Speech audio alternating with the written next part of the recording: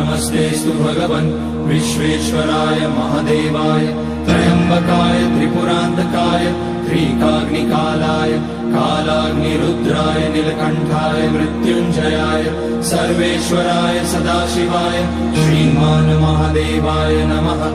ॐ नमः शम्भवाय च मयोभवाय च नमः शङ्कराय च मयस्कराय च नमः शिवाय च शिवतराय च। ॐ त्र्यम्बकं यजामहे सुगन्धिं पुष्टिवर्धनम् उर्वारुकमिव बन्धनान् मृत्योर्मुक्ष्यमामृतात्।